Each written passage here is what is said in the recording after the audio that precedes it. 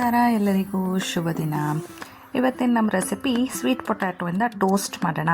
ಮಕ್ಕಳಿಗೆ snacks ಬಾಕ್ಸಿಗೆ every day ಏನಾದರೂ ಒಂದು ಹಾಕಲೇಬೇಕಲ್ಲ.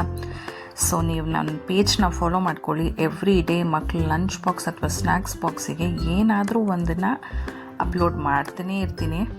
ಸ್ವೀಟ್ ಪೊಟ್ಯಾಟೋಯಿಂದ ಅಂತೂ ಎಷ್ಟು ಬೆನಿಫಿಟ್ಸ್ ಇದೆ ಅಂದರೆ ಮಕ್ಕಳಿಗೆ ಅಟ್ಲೀಸ್ಟ್ ವೀಕ್ಲಿ ಒನ್ಸ್ ನಾವು ಸ್ವೀಟ್ ಪೊಟ್ಯಾಟೊ ಕೊಡಲೇಬೇಕು ತಿನ್ನೋಕ್ಕೆ.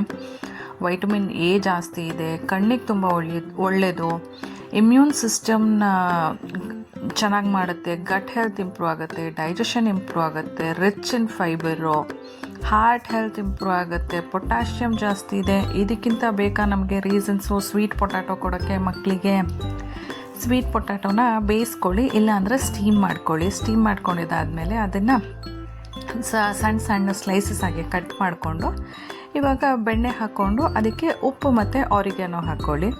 ಬೆಣ್ಣೆನೂ ಅಷ್ಟೇ ಎಷ್ಟು ಒಳ್ಳೆಯದು ಅಂದರೆ ಬೆಣ್ಣೆನಲ್ಲಿ ವೈಟಮಿನ್ ಎ ಇದೆ. ಅದನ್ನೆಲ್ಲ ಹಾಕ್ಬಿಟ್ಟು ಮಾಡಿದಾಗ ಮಕ್ಕಳಿಗೆ ನಾವು ಏನೋ ಒಂದು ಹೆಲ್ದಿ ಕೊಡ್ತಾಯಿದ್ದೀವಿ ಅಂತ ಅನಿಸುತ್ತೆ ಅಲ್ವಾ. ಅದಷ್ಟನ್ನು ಹಾಕ್ಬಿಟ್ಟು ಎರಡೂ ಕಡೆ ಒಂದು 2 ನಿಮಿಷ ಅದು ನೀಟಾಗಿ ಕೋಟ್ ಆಗೋ ತನಕ ಅದನ್ನು ಪ್ಯಾನಲ್ಲಿ ಫ್ರೈ ಮಾಡಿಕೊಂಡ್ರೆ ಸಾಕು.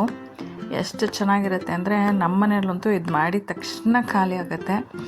ಆರಿಗ್ಯಾನೋ ಕೂಡ ಅಷ್ಟೇ, ಅದರಲ್ಲೂ ಆ್ಯಂಟಿ ಆಕ್ಸಿಡೆಂಟ್ಸ್ ಇದೆ ಮತ್ತು ಅದನ್ನು ಹಾಕೋದ್ರಿಂದ ಒಂದು ಆ್ಯಡೆಡ್ ಫ್ಲೇವರು. ಮಕ್ಕಳಿಗೆ ಯೂಶ್ವಲಿ ಪಿಜ್ಜಾ ಅವು ಇವು ಅಂದರೆ ತುಂಬ ಇಷ್ಟ ಆಗುತ್ತಲ್ಲ, ನಾವು ಅದನ್ನು ಇದಕ್ಕೆ ಹಾಕ್ಕೊಡ್ತೀವಿ ಅಂದರೆ ಆಬ್ವಿಯಸ್ಲಿ ಅವು ಖಾಲಿ ಮಾಡ್ಕೊಂಡು ಬಂದೇ ಬರ್ತಾರೆ.